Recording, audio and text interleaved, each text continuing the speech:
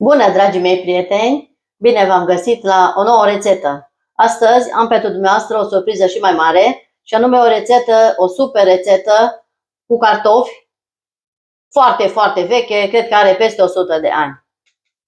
Și vom face 3 foi pe dosul tăvii și vom începe cu cele 3 foi. Ingredientele, bineînțeles, vi le las în descrierea filmului, pentru că sunt foarte multe, sunt diferite. Așa că vom începe cu foile. Avem făină într-un bol, unde vom adăuga. Eu am avut rețeta veche scrisă cu căni și eu am transformat-o în grame ca să puteți să o faceți mai ușor. Punem cartofii piure foarte fin strecurați prin strecurătoare, foarte, foarte fin să fie amestecați. Amestecăm cu făina.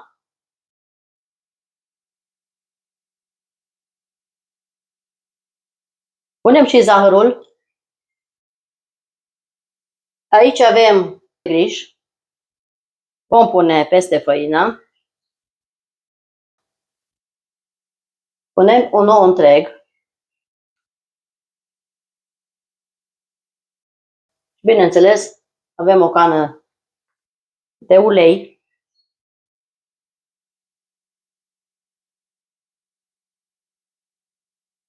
Adăugăm și vanilie și puțină esență și amestecăm până încorporăm ingredientele foarte bine.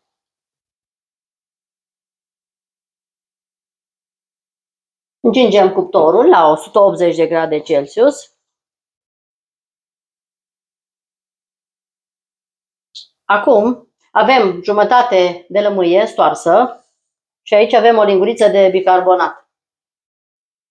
Și stingem bicarbonatul cu zeama de lămâie, pe care o vom adăuga peste aluatul nostru.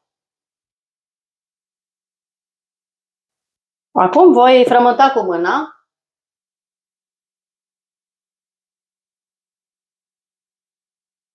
Adăugăm în aluat și puțină sare.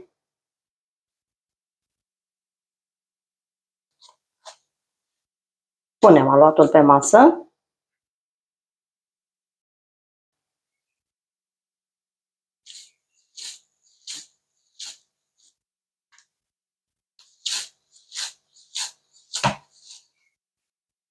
Punem puțină făină și împărțim aluatul în 3 părți egale.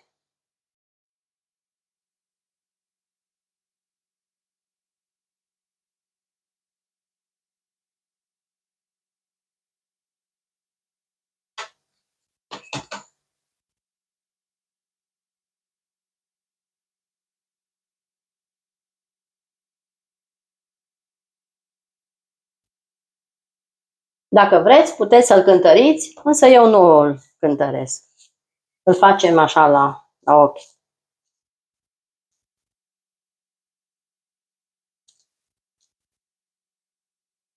Punem cele 2 biluțe separat și una o vom întinde cu sucitorul.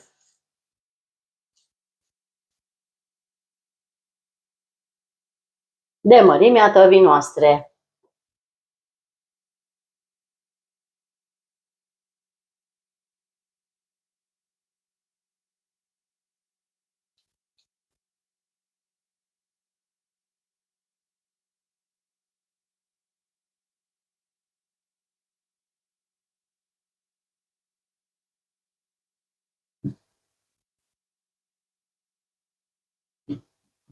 Acum întind prima foaie.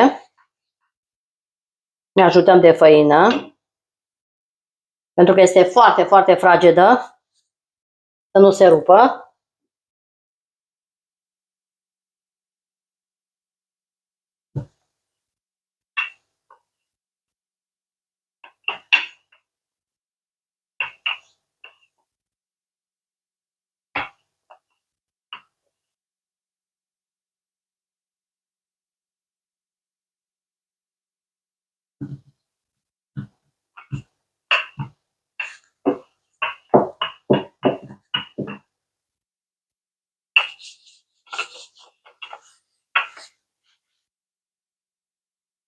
Luăm foaia pe sucitor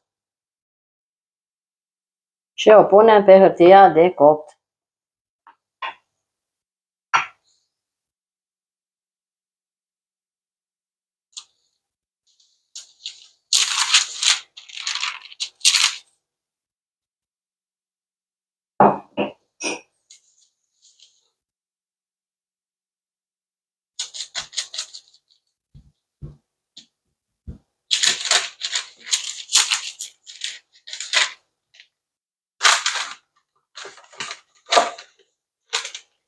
Așa arată foaia noastră și acum o voi pune la copt.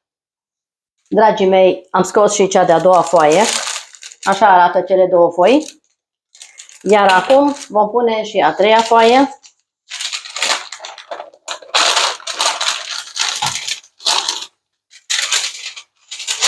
Mărimea foilor 20 pe 30 cm.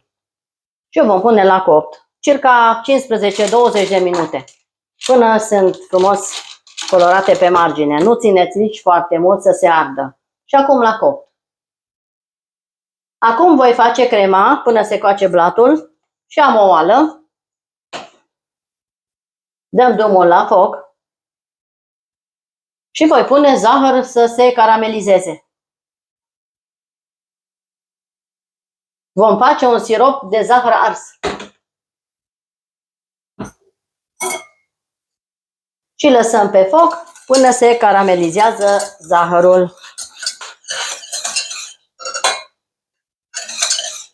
Zahărul s-a topit, s-a caramelizat.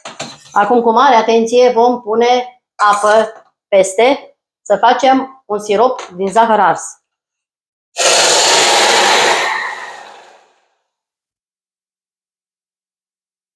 La 600 de ml de apă punem pentru un sirop de zahăr ars. Arată așa, o culoare foarte frumoasă, în care vom fierbe grișul. Zahărul s-a topit. Eu aici am 80 de grame de griș și o să văd cât intră. Vă scriu exact ingredientele în descrierea filmului. Punem în ploaie grișul.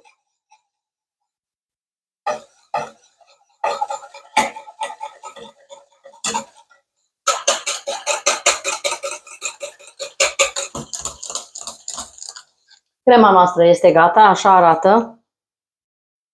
Senzațional de bună, cea mai bună cremă de griș pe care ați mâncat-o vreodată. Un sirop de zahăr ars. Și așa arată delicioasa noastră cremă de zahăr ars. Acum vom pune, bineînțeles, o folie peste, ca să nu prindă crustă. Punem pe suprafață și lăsăm deoparte.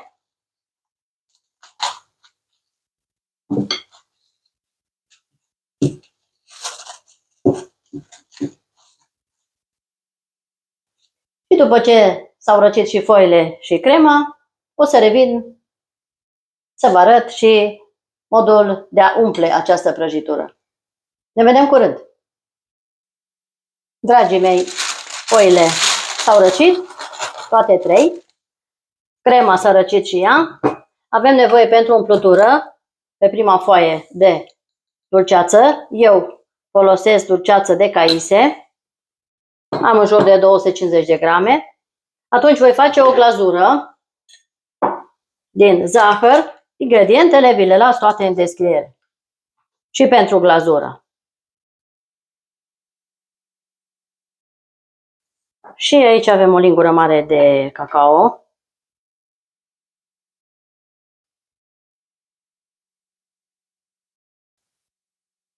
Trei linguri de apă.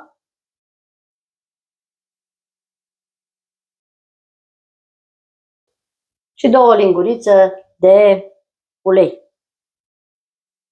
2 lingurițe mai mari. Acum amestec foarte bine. Și aceasta va fi glazura deasupra foilor. Care pe vremuri așa se făcea. Acum o voi pune pe foc pentru câteva minute, până se topește zahărul. Acum, pregătim o tavă.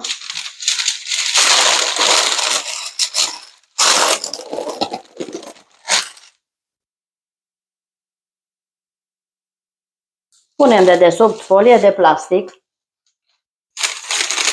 și așezăm cu grijă prima foaie să nu o rupem.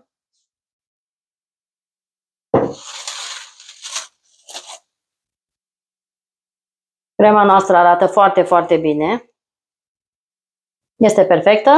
Și așezăm pe prima foaie tot grișul. Nivelăm frumos.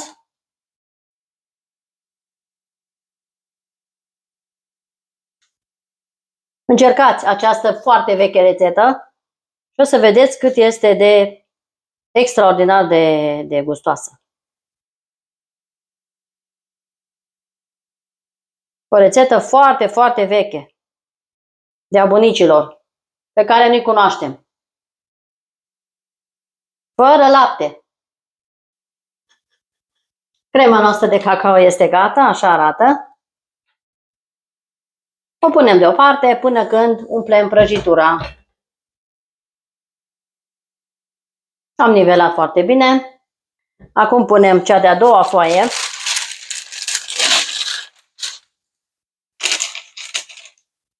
Peste griș.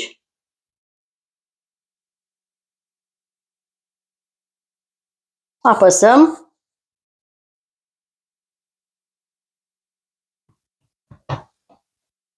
Și vom pune dulceața de caise. Nivelăm dulceața pe toată suprafața. Este o prăjitură foarte simplu de pregătit și cu ingrediente la îndemâna oricui. Scrieți-mi în comentarii dacă ați mai mâncat prăjitură cu cartofi și cu cremă de griș cu zahăr ars. Acum vom pune și cea de-a treia foaie.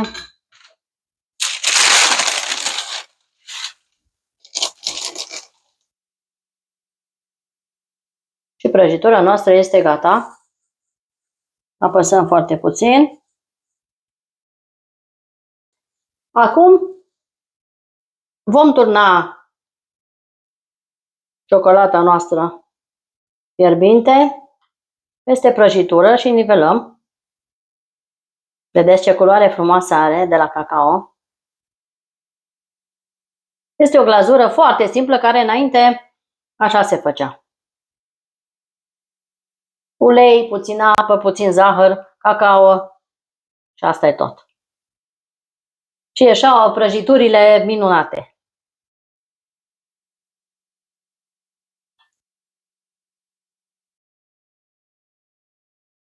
Acum o vom pune la rece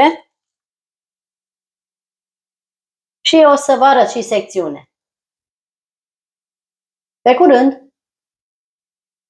Bună, dragii mei prieteni! Am revenit din nou cu prăjitura noastră cu cartofi. Așa arată.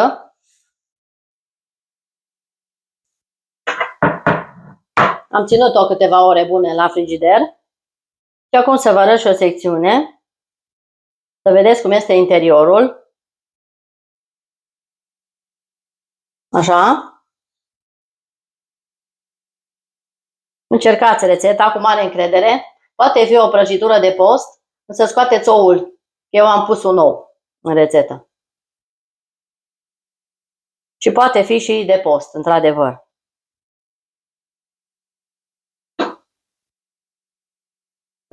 Vedem cum e. Foarte, foarte bună. Ciocolătoasă. Dar bună. Vă mulțumesc frumos că ați stat cu mine până la finalul acestei rețete. Iar dacă aveți gusturile mele, încercați. Până la următorul video, eu vă spun la revedere!